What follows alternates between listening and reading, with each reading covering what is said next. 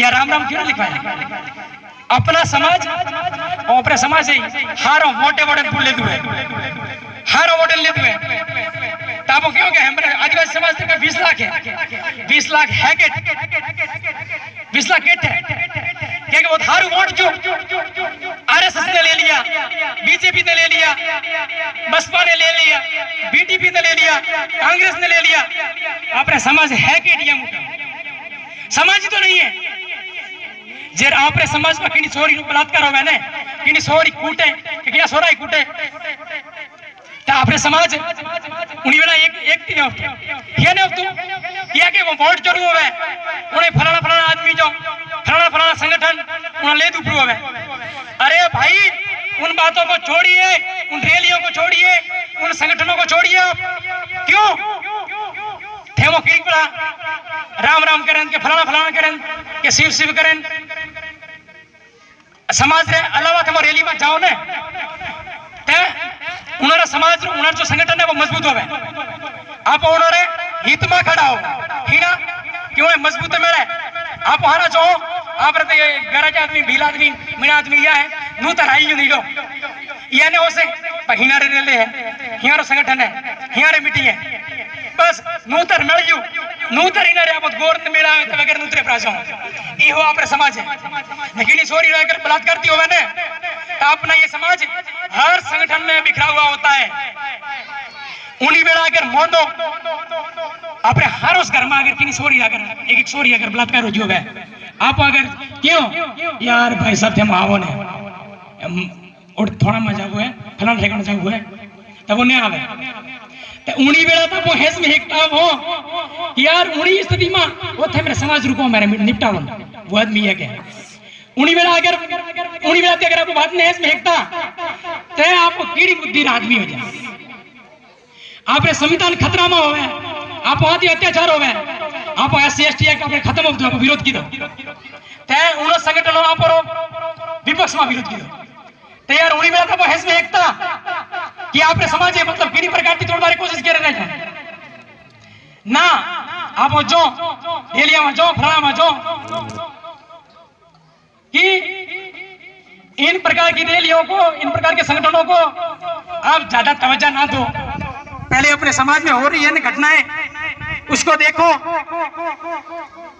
और एक भाई एक और विशेष बात याद आ गई कि आप वहां पर नोमरे बोले पानी पिलाना भाई साहब कि आप वहां पर नोमरे बोले सिंह लगा रहा कौन कौन सिंह लगा रहे हैं कोई क्या है क्या कि सिंह सिंह आप लगा रहे ना मान सिंह सोहन सिंह राजवीर सिंह आप सिंह लगा रहे आप ही ना लगा रहे बात रुको थमा कोई जिक्र की तो है यदि को सोच क्यों है सोचा कभी नहीं सोचा ना क्यों एक बार आप बताओ मैं सुनना चाहता हूं आपसे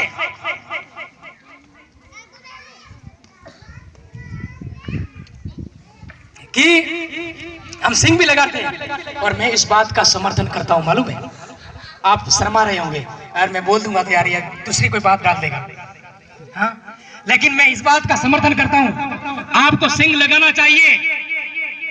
कौन मना करता है इस देश में रहने वाला हर एक नागरिक जैसा चाहे वैसा नाम रख सकता है लेकिन हम सिंह नाम क्यों रखते हैं इस बात को इस इतिहास को मालूम किया है। मेवाड़ नाम सुना होगा आप लोगों ने। मेवाड़ में एक राजा हुआ करता था राणा प्रताप सिंह। इतना भयंकर प्रबल धुरंधर ईमानदार कर्तव्यनिष्ठ आदमी था कि उस अकबर ने उस मुगल ने कहा था कि तू मेरी स्वाधीनता को स्वीकार कर ले आधा राज्य आधा भारत तेरा होगा। उस बंदे ने मान मर्यादा सम्मान इज्जत मां बहन की इज्जत पूर्वजों की इज्जत को ध्यान में रखते हुए उसने उस स्वाधीनता को उस गुलामी को स्वीकार नहीं किया। क्यों पता है आप लोगों को उसने स्वीकार नहीं किया। एंड में ऐसा भयंकर युद्ध हुआ राजा था, उसके पास से सब हथियार, सब खजाना हाथ से चला गया, सब रानी बेटियां, सब साम्राज्य चला गया।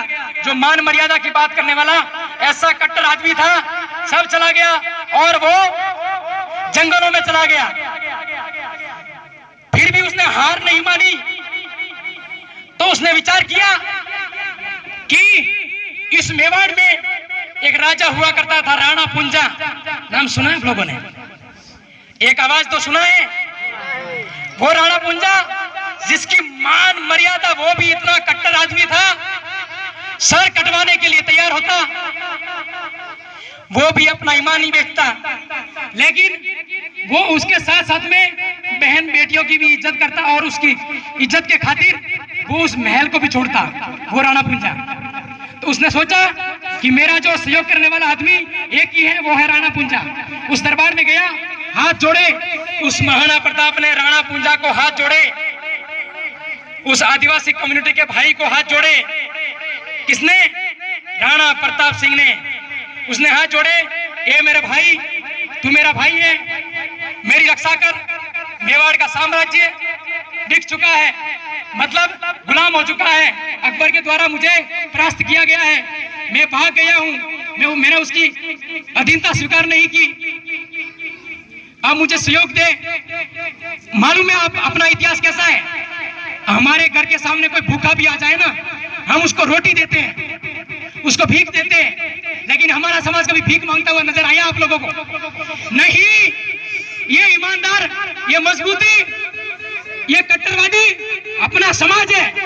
तब राणा पुंजा ने कहा, हे राणा प्रताप सिंह, सुनना आप, ये राणा प्रताप सिंह, आप धैर्य बनाए रखो, मेरी भील सेना, आदिवासी सेना उस मुगल साम्राज्य को उघाड़ के रख लेगी। तब भील साम्राज्य ने, भील सेना ने, बिरसा मुंडा ने ऐसा मतलब जो जज्बा जलवा रखा कि राणा पुंजा को भी सॉरी प्रताप सिंह है, उसको भी होश आया कि मुझे ऐसा व्यक्ति जिंदगी में नहीं मिलेगा। तब उस राणा प्रताप की, उस राणा पुंजा ने जान बचाई, उस मेवाड़ की मान मर्यादा को बचाया, उस मेवाड़ की आन बान को बचाया। तब प्रताप सिंह की जो मां थी जयवंताबाई, पता है आप लोगों को? प्रताप सिंह की मां जयवंताबाई, उसने कहा कि राणा पुंजा तू मार बीजो दीकरो है ना, आप खोला न लेता हूं, आपने समझ में लियो ने कि दीकरो ने खोला लियो।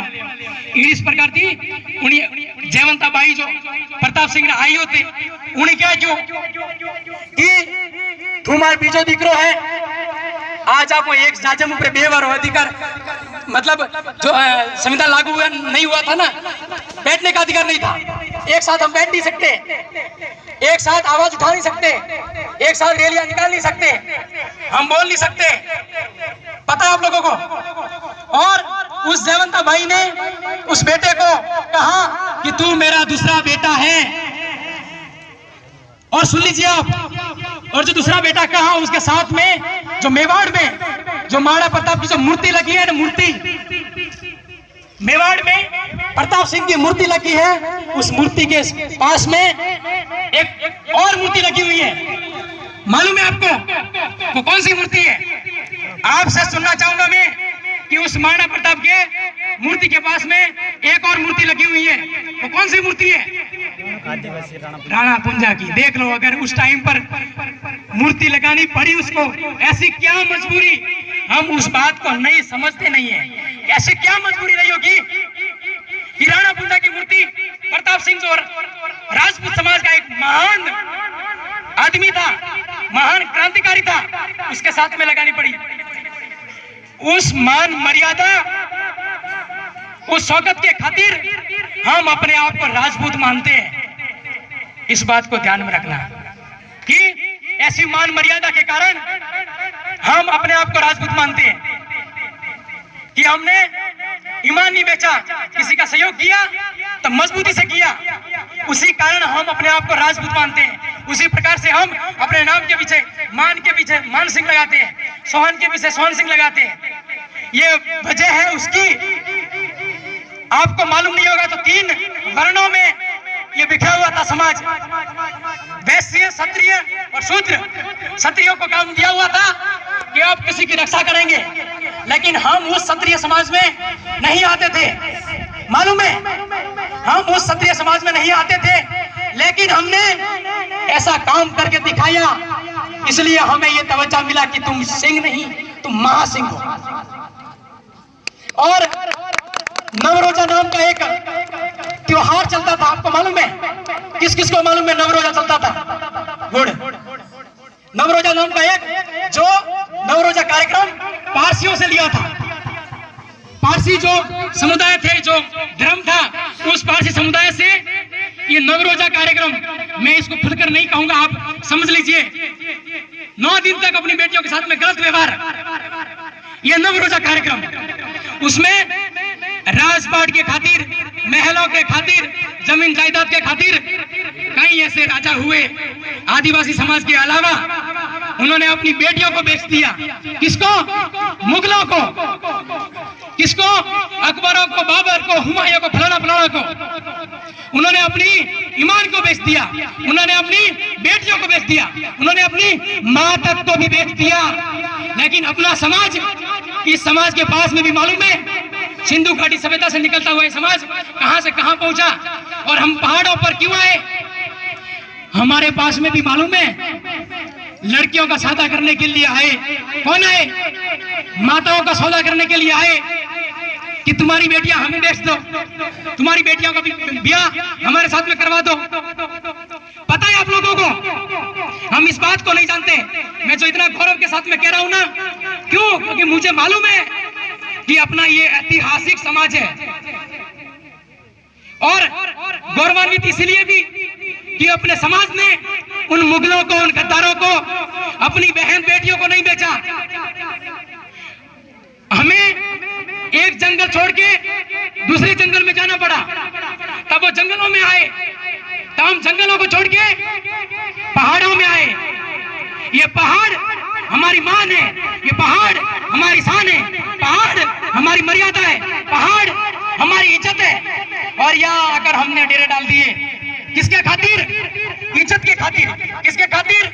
मर्यादा के खातिर। किसके खातिर? बहन बेटियों के खातिर। ये अपना समाज, ऐसा समाज, कट्टरवादी समाज, जो किसी के लोभ लालच में नहीं आया। उसने जमीन को छोड़ना तय किया, उसने जंगलों को छोड़ना तय किया, उसने पहाड़ों को छोड़ना तय किया।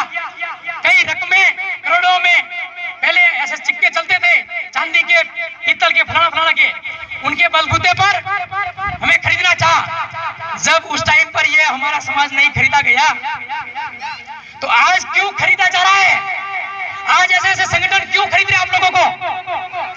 आपने आइन बाबा दौड़ को, जिन्हों आइन बाबा आपने ईमान ने जवाब क्यों, जिन्हों आइन बाबा आपने इज्जत ने जवाब के, जिन्हों बहन बेटियों आपने इज्जत ने जवाब के। और आपको आज यहाँ मतलब हो जाओ, कौन गुनहगार है आपको? ये समाज, कौन सा समाज? ये शिक्षित समाज गुनहगार है, जो आज कई संगठनों में बिक रहा है, कई हेलियों में बिक रहा है कि कोई खरीदने के लिए आया, लाख रुपए देना, वो लाख रुपए में बिक गया। जब पहले सर कटवाने के लिए तैयार होते थे, आज हम 5 रुपए में बिक रहे हैं।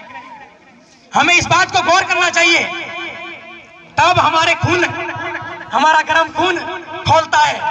और सभी ये आवाज सभी पुरुषों में, सभी महिलाओं में, सभी युवाओं में, सभी माता बहनों में गूंजनी चाहिए। तो गलत कदम उठाने से पहले अपने आइन बाबा रे याद पूरा करें कि आपने आइन बाबा रे इतने मर्यादा होते, मान सम्मान हो, तो न आ जाओ, पैर जाओ, बेकाजी रह जाओ।